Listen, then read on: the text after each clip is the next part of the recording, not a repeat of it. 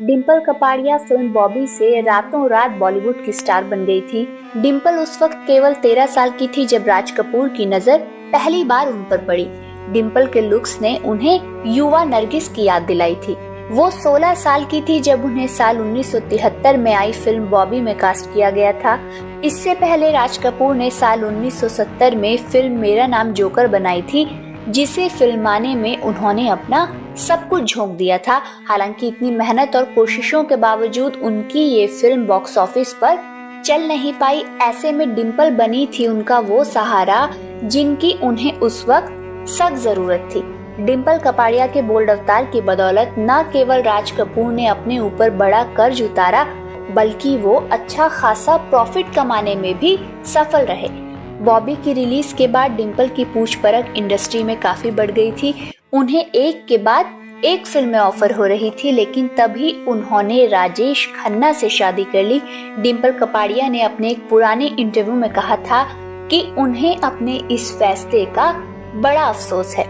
अभिनेत्री को अपनी गलती का एहसास तभी हो गया था जब पहली बार उन्होंने बहू के रूप में राजेश खन्ना के घर में कदम रखा था। डिम्पल कपाड़िया को जो स्टारडम अपनी पहली ही फिल्म में मिला, उसके लिए इंडस्ट्री में लगभग हर कलाकार तरसता है।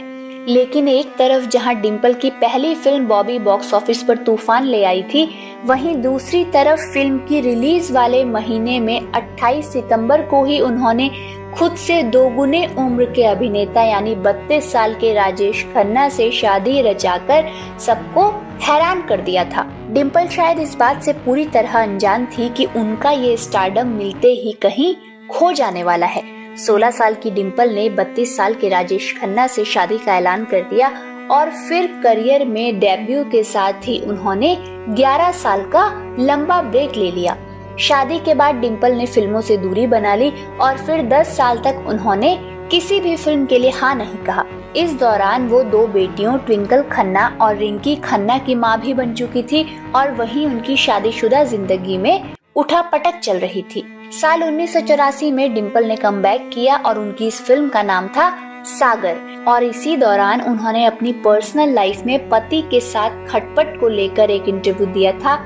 अपने इस इंटरव्यू में डिम्पल ने बताया था कि आखिर कैसे उन्हें राजेश खन्ना के घर के अंदर पैर रखते ही ये एहसास हो गया था कि राजेश खन्ना से शादी का फैसला उनकी कितनी बड़ी भूल थी। डिम्पल तब छोटी उम्र की थी और 16 साल की उम्र में वो बॉलीवुड के सुपरस्टार से शादी करने के लिए बिल्कुल तैयार हो गई थी। उन्होंने इंडिया टुडे को दिए अपने इंटरव्यू में कहा था, मैंने उन्हें अच्छी तरह से तब जाना जब शादी को केवल 7 दिन बचे थे।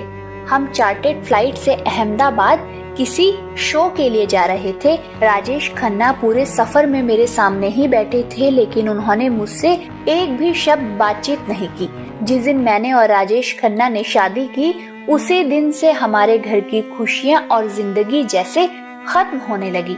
बताया जाता है कि राजेश खन्ना ने डिम्पल कपाड़िया के फिल्मों में काम करने पर पाबंदी लगा दी थी, जबकि उन्हें उस वक्त बॉबी के बाद अपनी एक फिल्म के लिए 5 लाख रुपए तक के ऑफर मिल रहे थे।